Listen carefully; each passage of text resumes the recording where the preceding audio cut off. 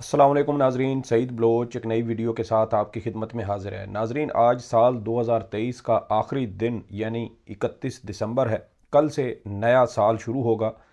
नए साल में क्या तवक्कुआत होंगी, इसके अलावा साल 2023 कैसा रहा, कौन कौन से अहम वाक़यात रोनुमा हुए और इस हवाले से मेरी क्या ऑब्ज़रवेशन रही, वो सारी बातें आपके साथ शेयर करेंगे।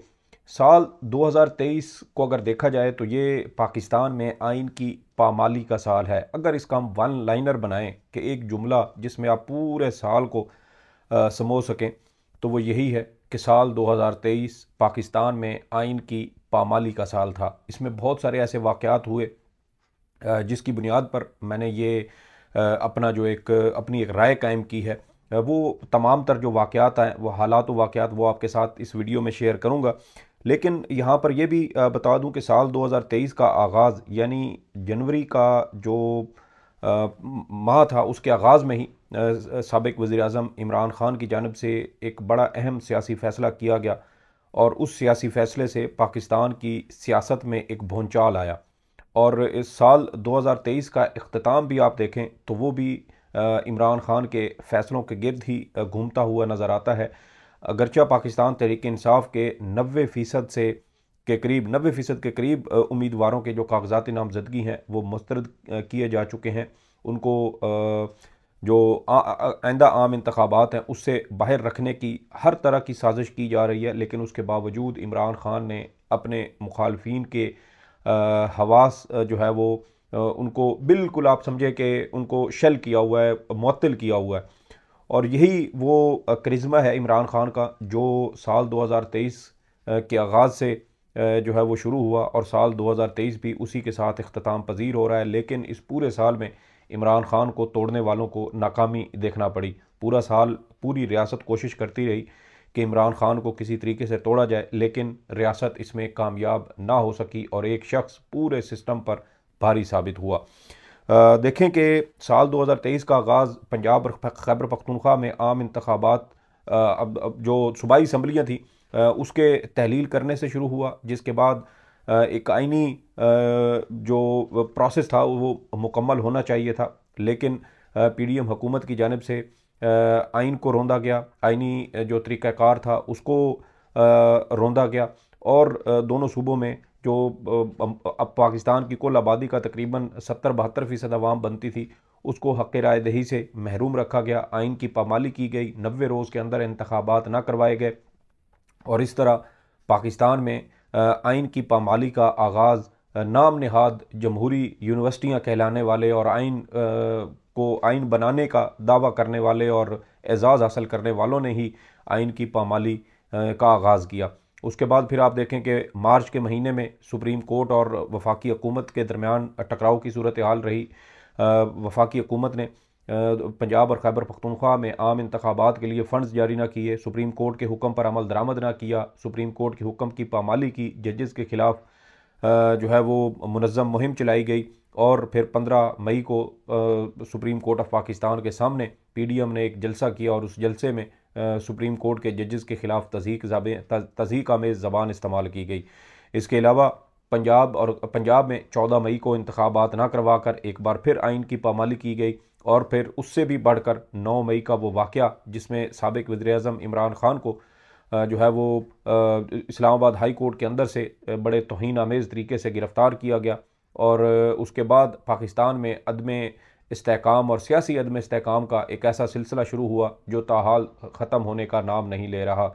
अगरचे इमरान ख़ान की इस गिरफ़्तारी को सुप्रीम कोर्ट ऑफ पाकिस्तान ने गैर कानूनी करार दिया, लेकिन उसके बाद 9 मई के वाक़यात को बुनियाद बनाकर पाकिस्तान तहरीक इंसाफ पर रियासती हमलों का आगाज़ हुआ। पूरी सियासी जमात को तोड़ फोड़ दिया गया, रहनुमाओं को पार्टी छोड़ने पर मजबूर किया गया और बहुत सारे ऐसे फ़ैसले हुए। इसके अलावा देखें कि 9 मई के वाक़यात में मुलविस जो कुछ मुल्ज़मान थे उनका फ़ौजी अदालतों में ट्रायल चलाने का आगाज़ किया गया।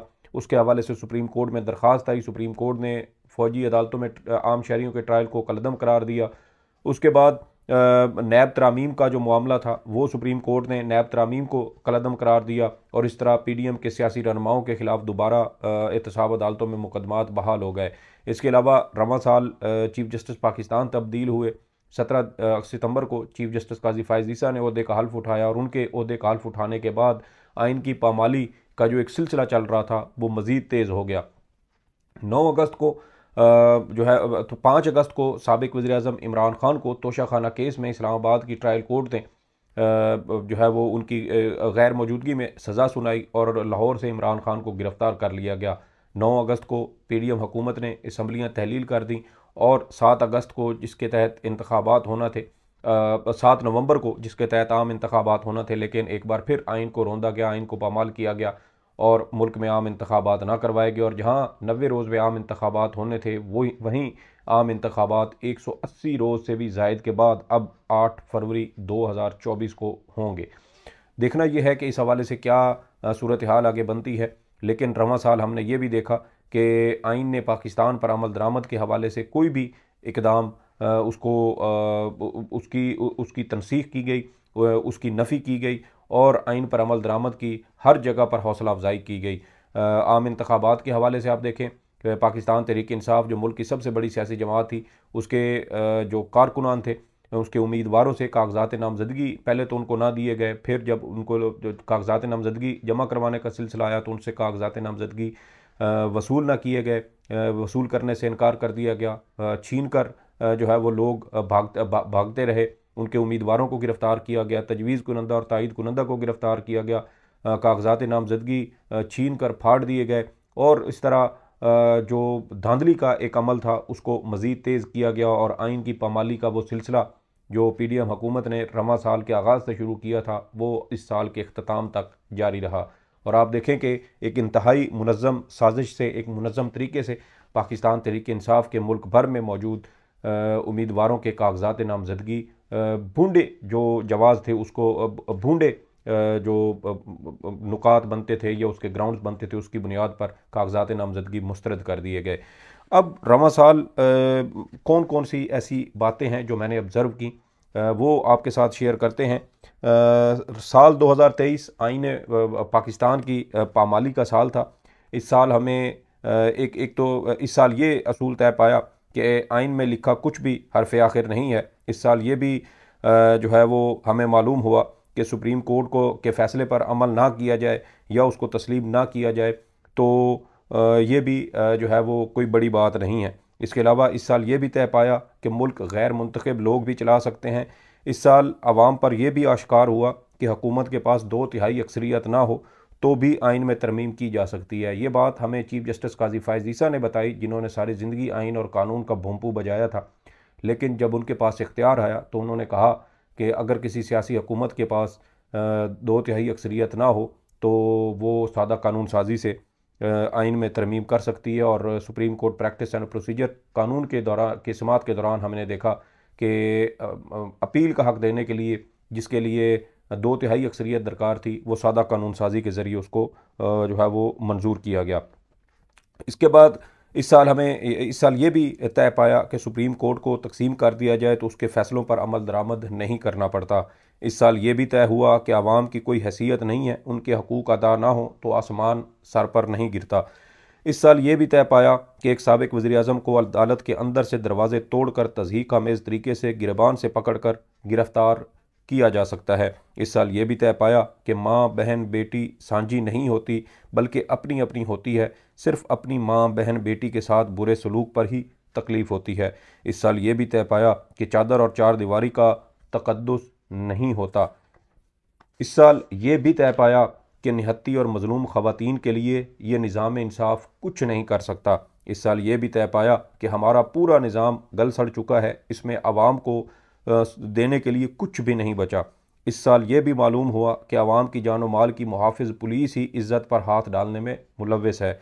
इस साल ये भी मालूम हुआ कि मुल्क में एक जिना हाउस था और वो जिसे कौमी विरसा होना चाहिए था वो एक सरकारी मुलाजिम की रिहाइशगाह बना हुआ था। इस साल ये भी तय पाया कि हमारी अदलिया में जज इंसाफ नहीं करते बल्कि सिर्फ फ़ैसले लिखते हैं। इस साल ये भी तय पाया कि कायद-ए-आज़म के बाद इमरान खान एक अजीम सियासी रहनुमा हैं। इस साल ये भी तय पाया कि नून लीग और पीपल्स पार्टी दर हकीकत अस्करी नर्सरी के बूटनुमा गमलों में बदबूदार अस्करी जुराबों के पानी से उगाई गई कांटेदार झाड़ियाँ हैं। इस साल ये भी तय पाया कि हम जिसे नाजुक मोड़ समझते थे वो दरअसल गोल दायरा था जिसमें पाकिस्तान 76 साल से चक्कर लगा रहा था। इस साल ये भी तय पाया कि पाकिस्तान का कोई बैरूनी दुश्मन नहीं है बल्कि सारे दुश्मन मुल्क के अंदर मौजूद हैं।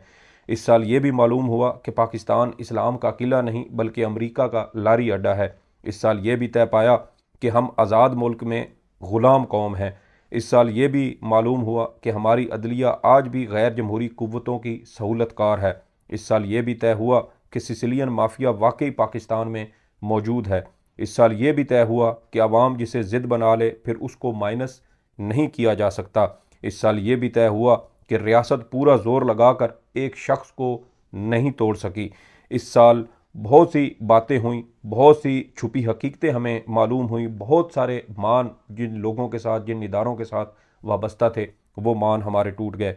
साल 2023 हर लिहाज से आइन की पामाली का साल था। इस साल हमें यह भी मालूम हुआ कि लाडले के लिए अदालत एयरपोर्ट तक चली जाती है। इस साल ये भी मालूम हुआ कि लाडले के मुकदमात 47 दिनों में ख़त्म हो जाते हैं। इस साल ये भी तय हुआ कि इदारों का लाडला होना कोई मायने नहीं रखता बल्कि अवाम का लाडला होना ज़रूरी है। इस साल ये भी तय हुआ कि खुददार लीडर भी पैदा होते हैं जो अपनी कौम का सौदा नहीं करते। अब नया साल है, उम्मीद करनी चाहिए कि इस नए साल में अवाम की राय का एहतराम किया जाएगा, आइन की बालादस्ती कायम की जाएगी, कानून की हुक्मरानी का ये साल होगा, जमहूर की आवाज़ का साल होगा और पाकिस्तान हकीकी आज़ादी और तरक्की और खुशहाली के रास्ते पर गामज़न होगा। ये कुछ बातें थीं, कुछ दिल में बैठे बैठे मुझे ख़्याल आया कि आपके साथ शेयर की जाए। इस हवाले से आपकी जो भी आरा हो फीडबैक ज़रूर दीजिएगा और साथ ही हम ये दुआ करते हैं कि अल्लाह पाक साल 2024 को रियासत पाकिस्तान और पाकिस्तानी कौम के लिए मुबारक साल बनाए। सईद बलोच को इजाज़त दें। अल्लाह हाफ़िज़।